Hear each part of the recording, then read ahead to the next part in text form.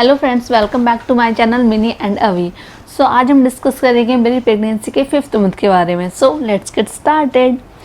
So finally चौथा महीना मेरा ख़त्म हो गया था, 5वां स्टार्ट हो गया था, 5वां चल रहा था और 5वें महीने में मुझे बिल्कुल भी वोमिटिंग नहीं हुई थी। उसका चैप्टर एकदम close and I was so happy कि अब मैं अच्छे से खा पी रही हूँ और मेरा वेट गेन भी अच्छे से हो रहा है।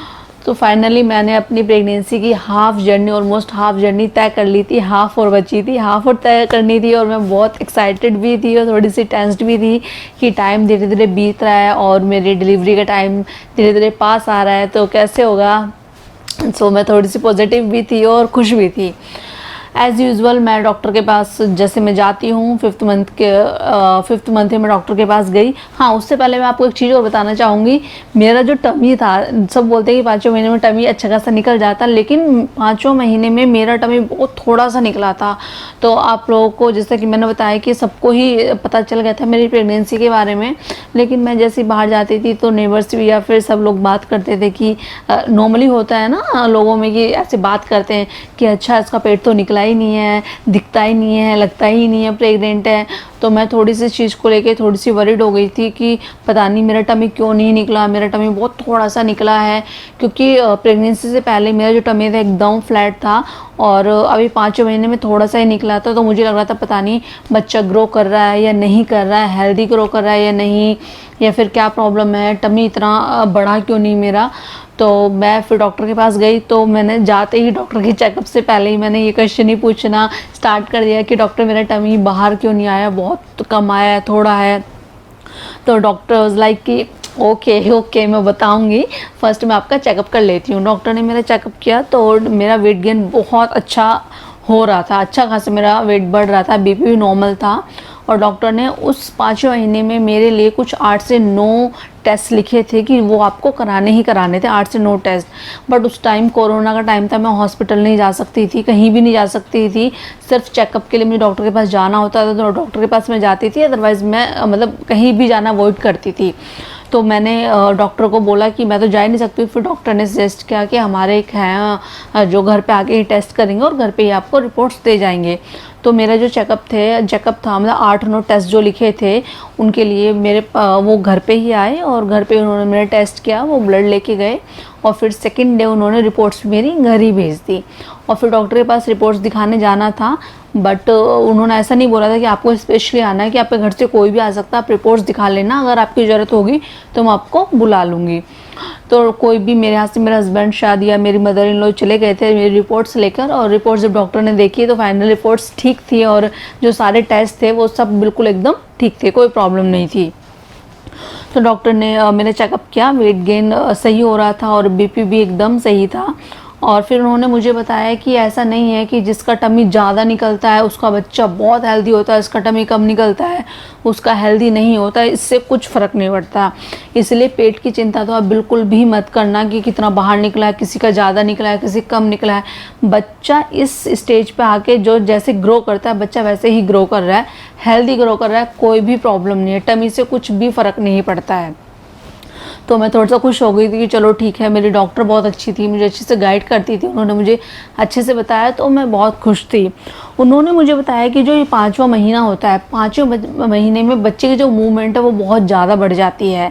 बच्चा अंदर वो सारी चीज़ें कर रहा होता है जो उसे बाहर आके करनी होती हैं, जो वो सारी चीज़ें अंदर प्रैक्टिस कर रहा होता है, जैसे कि थंब सकिंग करना, यूरिन पास करना, अपनी 4-5 घंटे की नींद लेना, फिर उठ जाना, फिर नींद लेना, खेलना, वो सारी चीज़ें करता है जो उसे बाहर आके करनी होती है। एंड आई वाज शॉक्ड कि सीरियसली बच्चा ऐसा करता है, अंदर बच्चा रेस्ट नहीं करता है, बच्चा बिल्कुल भी रेस्ट नहीं करता है।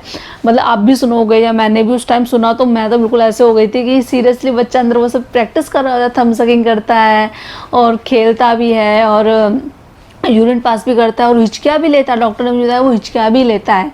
लेकिन मैंने डॉक्टर को बोला कि 5वां महीना मेरा एंड होने को आया है, लेकिन मुझे कुछ भी मूवमेंट फील नहीं होती, क्योंकि इस टाइम पे क्या होता है हल्की हल्की मूवमेंट ना किसी को फील होने लग जाती है। बट मेरा तो पूरा 5वां महीना की अगर मैं बात करूँ पूरा एंड तक मुझे सीरियसली कुछ भी फील नहीं हुआ था कि बच्चा अंदर मूव कर रहा है या थोड़ा बहुत भी मूवमेंट, मुझे कुछ भी फील नहीं हो रही थी। तो मैं डॉक्टर को वही बोल रही थी, डॉक्टर बोला कि इससे भी कुछ फ़र्क नहीं पड़ता है, किसी किसी को क्या होता है ऑलमोस्ट ये होता है कि छठे महीने से फील होना स्टार्ट हो जाती है बच्चे की मूवमेंट। हो सकता है आपको नेक्स्ट मंथ से स्टार्ट हो, अभी ना हो। सो आई वाज लाइक कि ओके ठीक है, लेकिन मेरे साथ ही क्योंकि मुझे मेरा टमी ज़्यादा बाहर नहीं आ रहा, मुझे मतलब अगर कोई मुझे थोड़ा सा बोल देता था, मेरी फर्स्ट प्रेगनेंसी थी तो मुझे थोड़ी सी टेंशन लगती थी कि टमी बाहर नहीं है या फिर बच्चे की मूवमेंट मुझे फील नहीं हो रही है।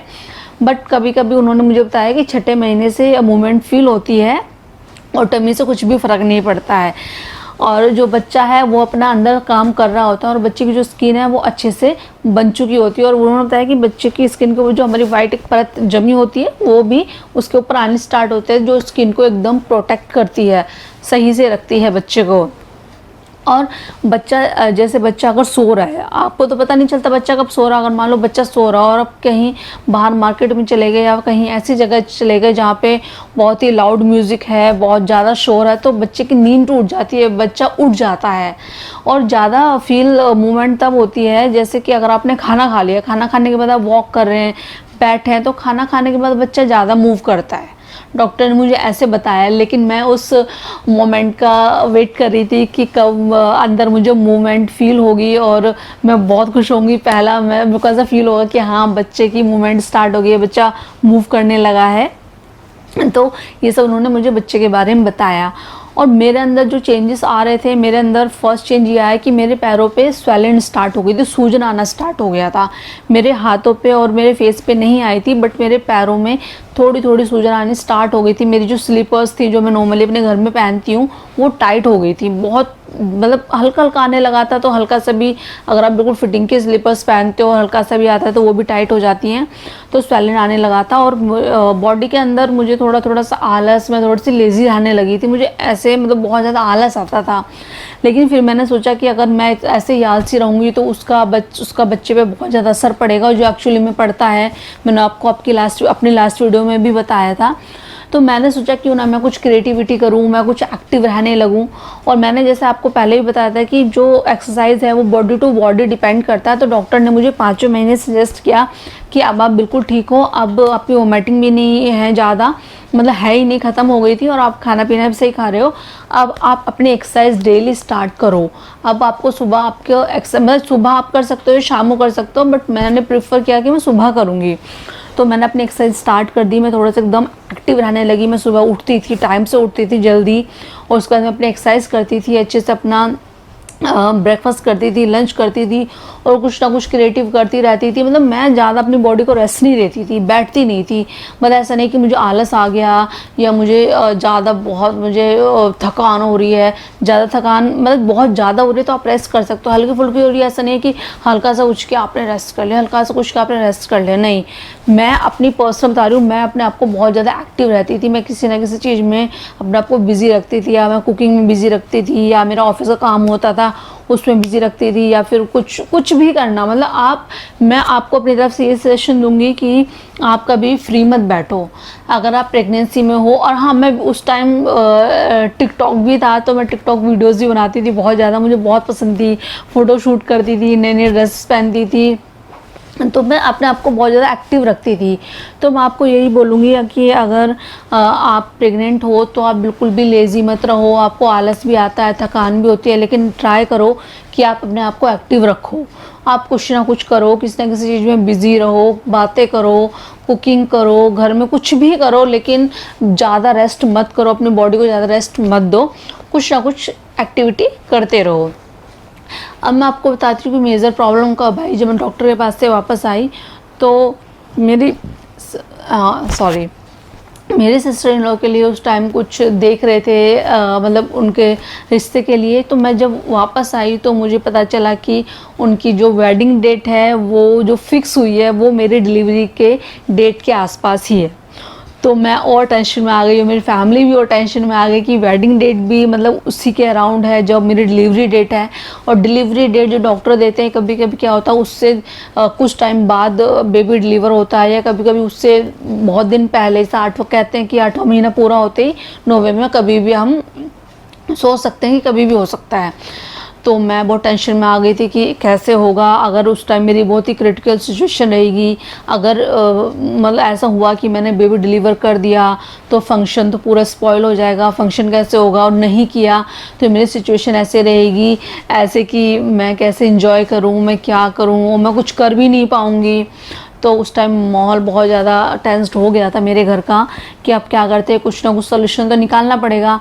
तो एक्साइटेड भी थी कि फाइनली, मतलब बहुत खुश थी कि फाइनली डेट फिक्स हो गई है और सब लोग बहुत इन्जॉय करने वाले हैं, और मुझे बहुत सारी तैयारियां भी करनी थी, बट कैसे, तो देखते हैं। बट मैं खुश थी कि हो गया कैसे। और अभी आपको जो मेरी नेक्स्ट वीडियो मिलेगी 6 मंथ्स की, वो मैं बहुत जल्दी डालूंगी। अभी मेरी वीडियोस में थोड़ा सा गैप आ रहा है डालने में, बट जो मेरी अभी वीडियोस आएंगी वो बहुत जल्दी आएंगी, बहुत जल्दी आपको देखने के लिए मिलेंगी।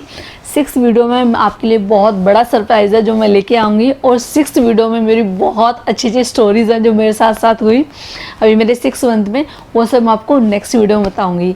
इस वीडियो में मैंने आपको बताया कि मेरे अंदर क्या क्या चेंजेस आए, बच्चे में क्या क्या चेंजेस होते हैं, और मैंने अपने आप को कैसे एक्टिव रखा। तो आपको ये सजेस्ट करूँगी कि आप अच्छे से खाओ, प्रेगनेंसी में अच्छे से एक्सरसाइज करो, अपना अच्छे से ख्याल रखो, अपने आप को एक्टिव रखो। तो इस वाली वीडियो में बस मेरी यही जर्नी थी, और नेक्स्ट वीडियो देखने के लिए आप मेरे चैनल को प्लीज़ सब्सक्राइब कीजिए, लाइक कीजिए, कमेंट कीजिए, शेयर कीजिए। Thank you so much.